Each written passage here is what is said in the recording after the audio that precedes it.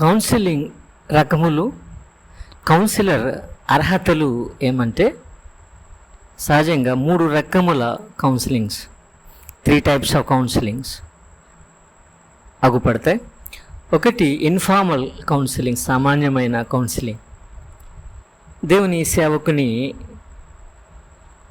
సభ అనంతరం లేదా ఆరాధన అనంతరం కలుసుకొని ఏదైనా సందేహం అడుగుట, ఇది వన్ టైం బేసిస్, ఒకసారికి అయినటువంటి ఒక అడ్వైస్ తీసుకోవటం, లేదంటే దేవుని చిత్తమేమని అడుగుట, ఇంట్లో ఒకరితో గొడవ లేదా సమస్య కలిగినప్పుడు దాని గురించి పంచుకొనుట, ఏదైనా ఆత్మీయ సందేహాన్ని తీర్చుకొనుట ఈ సామాన్యమైన కౌన్సిలింగ్లో భాగం.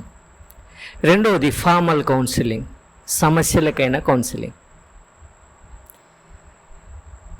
ఇది కౌన్సిలర్ కొన్ని సెషన్స్గా కూడా ఇవ్వవచ్చు. ఒకరి జీవితంలో ఏదైనా సమస్య కలిగినప్పుడు, వివాహంలో సమస్యలు ఏర్పడినప్పుడు, వ్యసనములతో ఒక వ్యక్తి పట్టబడి ఆదరణ అతనికి అవసరమైనప్పుడు, వ్యక్తిగతమైన సమస్యలతో ఇబ్బంది పడుతున్నప్పుడు, ఏదైనా వ్యక్తిత్వ సమస్యలు అతనికి కలిగినప్పుడు కౌన్సిలింగ్ చేయటం. మూడవ రకము క్రైసిస్ కౌన్సిలింగ్, ఉపద్రవాల సమయంలో కౌన్సిలింగ్ చేయటం. అనుకోకుండా ఈ ఉపద్రవాలు వచ్చి పడుతూ ఉంటాయి, విపత్కర పరిస్థితులు వచ్చి పడుతూ ఉంటాయి. ఒక వ్యక్తి ఆత్మహత్య ప్రయత్నం చేయటం,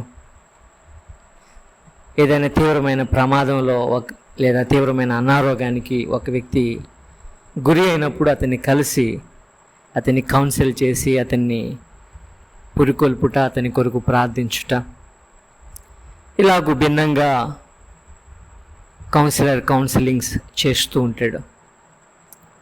కౌన్సిలర్ యొక్క అర్హతలు ఏమంటే, ప్రప్రథమంగా దేవుని యందు భయభక్తులు కలిగి ఉండుట. దేవుని యందు భయభక్తులు కలిగి ఉండుట.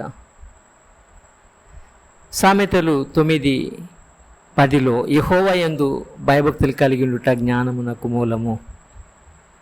యెహోవా యందు భయభక్తులు కలిగి ఉండుట జ్ఞానమునకు మూలము. దేవుని యందు భయభక్తులు కలిగిన మనుష్యుడు జ్ఞానమైన జీవితాన్ని, జ్ఞానవంతమైన బ్రతుకును బ్రతుకుతాడు. అతని జ్ఞానము ఇతరులకు సహాయం చేయటానికి ఉపయుక్తమవుతుంది, ఇతరులను ఆదుకుంటుంది, ఆలోచన చెప్తుంది, ఇతరులకు ఆలోచన చెప్పి వారికి సహాయపడడానికి అతడు ఇష్టపడతాడు. రెండవదిగా దేవుని ఎరుగుట. దేవుని ఎరిగిన మనుషుడు, హూ నోస్ గాడ్, దేవుని ఎరిగినటువంటి మనుషుడు, వ్యక్తిగతంగా ఎరిగిన మనుషుడు, దేవుని ఎరిగిన మనుషుడు, దేవుని ఆలోచన ఎరిగిన మనుషుడు, దేవుని ఆలోచనను తీసుకునే మనుషుడు. కీర్తన 139:24 నందు, నీకు ఆయాసకరమైన మార్గము నా యందున్నదేమో చూడుము, నిత్య మార్గమున నన్ను నడిపింపుము అంటాడు కీర్తనకారుడు, ప్రార్థిస్తాడు. దేవుని ఎరిగిన మనుషుడు, దేవుని శక్తిని ఎరిగిన మనుషుడు, దేవుని ఎరిగిన మనుషుడు వ్యక్తిగతంగా ఆయన ఆలోచనను, ఆయన చిత్తమును ఎరిగినటువంటి మనుషుడు, దేవుని నిత్యమైన, శ్రేష్టమైన, సంపూర్ణమైన మార్గములో నడుచువానిగా ఉంటాడు, ఇతరులకు సహాయం చేయగలిగిన వానిగా ఉంటాడు. మూడవది ఆయన శాసనములను అనుసరించుట, దేవుని మాటను అనుసరించుట. కీర్తన 111:10 ఆయన శాసనమును అనుసరించు వారందరూ మంచి వివేకము గలవారు. దేవుని శాసనాలను అనుసరించేవారు మంచి వివేకం గలవారు. ఆయన మాట విన్న మనుషుడు జ్ఞానం కలిగిన మనుషుడు. ఆయనను అనుసరించేవారు చెడును తప్పించుకుంటారు, సమస్య తప్పించుకుంటాడు, నాశనాన్ని తప్పించుకుంటాడు. కాబట్టి దైవజ్ఞానం కలిగిన వానిగా ఉంటాడు, దేవుని మార్గాన్ని అనుసరించేవానిగా ఉంటాడు. శ్రేష్టంగా పయనించు వానిగా ఉంటాడు. 4వది దేవునికి విధేయత చూపుట. Who obese God. దేవునికి విధేయత చూపుట. హెబ్రీ పత్రిక 5వ అధ్యాయం 8వ వచనంలో ప్రభువుని గూర్చి చెప్పుచు గ్రంథకర్త ఆయన కుమారుడై ఉండి తాను పొందిన శ్రమల వలన విధేయతను నేర్చుకునేను అని అంటాడు. విధేయతను నేర్చుకున్నటువంటి వానిగా, పరిపూర్ణమైన మనుష్యునిగా, మంచి కుమారునిగా, నిజమైన కుమారునిగా ప్రభు ఈ లోకంలో జీవించారు గాన శ్రమలను ఆయన విధేయతతో అంగీకరించి శ్రమల నుండి కూడా ఆయన నేర్చుకున్నారు. శ్రేష్టమైన పాఠాలు నేర్చుకున్నారు. ఆయన మనకు నేర్పుతూ ఉన్నారు. విధేయత ఏ విధంగా చూపాలో నేర్పుతున్నారు. శ్రమలను సహించి ఆశీర్వాదం ఎలా పొందాలో నేర్పుతున్నారు. సిలువను పొంది ఆయన సింహాసనం అధిష్ఠించారు. No pain no gain. శ్రమను అందకుండా మనం ఏమీ సాధింపలేం. అయితే శ్రమల నుండి కూడా మనం నేర్చుకోవచ్చు. శ్రమలు మంచి కౌన్సిలర్స్. 5వది దేవునిపై ఆధారపడుట. Who relies on God. దేవునిపై ఆధారపడుట. యోహాను సువార్త 15వ అధ్యాయం 5వ వచనంలో నాకు వేరుగా ఉండి మీరేమీ చేయలేరు అంటారు ప్రభు. ఆయనలో నిలిచి ఉంటే ఫలిస్తామని ప్రభు సెలవిస్తారు. ఆయనకు వేరుగా ఉండి ఏమి చేయలేమంట. ఆయన తృణీకరించి, ఆయన జీవం కాబట్టి, ఆయన ద్రాక్షవల్లి కాబట్టి, మనం ఆయన తీగలం కాబట్టి,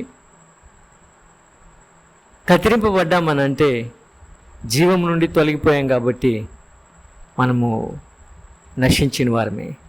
సమయం మనము పచ్చగా ఉన్నట్టు అగుపడవచ్చు, కానీ చాలా త్వరగా మనం ఎండిపోతామని మనం ఎరగాలి. కాబట్టి ఆయనలో ఉండి ఫలించే జీవితాన్ని పొందుకోవాలి.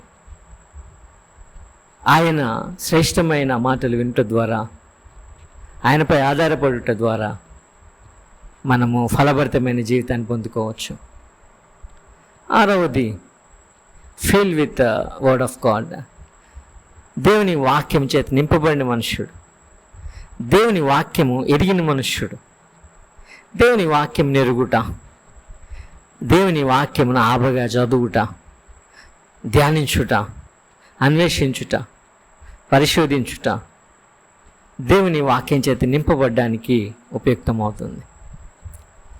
దేవుని శాసనాలు గైకొనటానికి ఉపయుక్తమవుతుంది. దేవుని శాసనాలు మనం గైకొన్నట్లయితే కనుక, ఆయన వాక్యం ఎరిగినట్లయితే కనుక, ఆయన వాక్యం మనకు శ్రేష్టమైన ఆలోచనకర్తగా ఉంటుంది.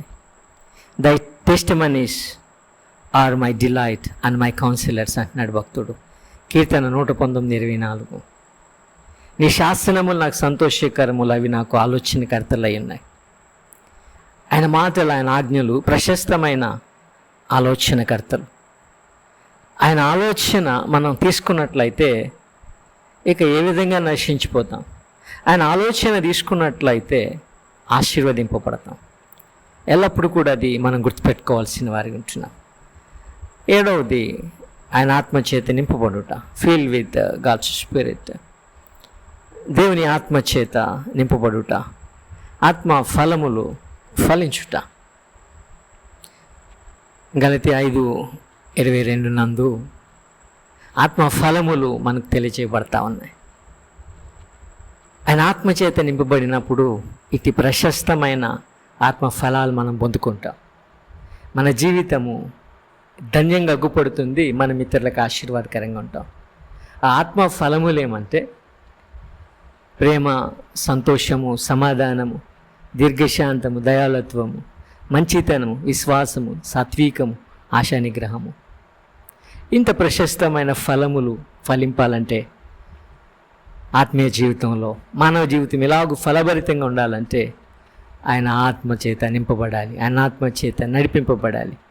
అప్పుడు ఆయన ఆత్మ ఫలములు ఫలించువారుగా మన జీవితం ఆశీర్వాదకరమైనదిగా ఉంటుంది.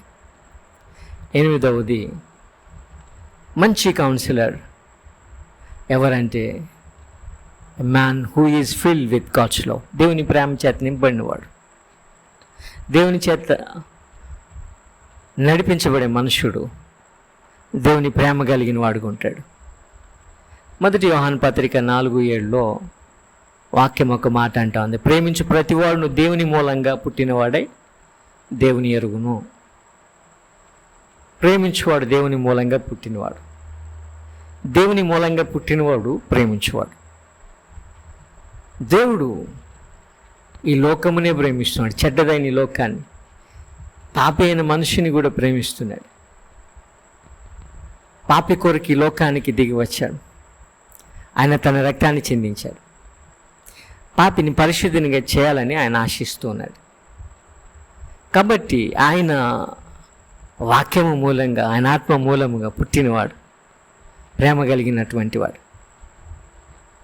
అతడు ఇతరులు నశించిపోవుట ఇష్టపడినవాడు, వారికి సహాయం చేయడానికి ఇష్టపడతాడు, వారికి కౌన్సిల్ చేస్తాడు, వారిని లేవనెత్తుతాడు, దేవుని వద్దకు నడిపిస్తాడు, శ్రేష్టమైన జీవితం ఏదో అతనికి తెలియచేస్తాడు. 9వదిగా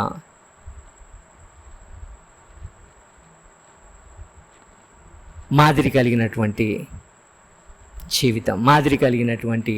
జీవితం చూపడానికి కౌన్సిలర్ స్థానిక సంఘము నందు భాగస్థుడిగా ఉండాలి. ఇతరులు మాదిరి చూపటానికి, ఇతరులు కూడా దేవుని యొక్క సంఘమందు పాలి భాగస్థులుగా నుండుట యొక్క ఆవశ్యకత తిరగటానికి సంఘము ప్రభువు చేత కట్టబడింది. సంఘము ఆత్మీయమైన స్థావరం, క్రీస్తు యేసు రక్తం చేత కొనబడినటువంటి పరిశుద్ధుల యొక్క స్థలం, ఆరాధనా స్థలం. కాబట్టి దేవుని ప్రజలు దేవునిని ఆరాధించుటకు ఆయన సన్నిధిని చేరాలి, ఆయన సంఘమందు నిలిచి ఉండాలి. కౌన్సిలర్ స్థానిక సంఘమందు భాగస్థుడిగా ఉండాలి. 10వదిగా కౌన్సిలర్ రహస్యములను దాచుకునేవాడిగా ఉండాలి. అనేక సమస్యలను తెలియజేస్తారు. ఆ సమస్యలను వెల్లడించినట్లయితే సమస్యలు సర్దుమనడానికి బదులు ఒకరితోనొకరు వివాదాలలో కొట్టుకొని చచ్చేవాళ్ళుగా ఉంటారు. మనుషులు వివాదాలు సన్నగిల్లాలంటే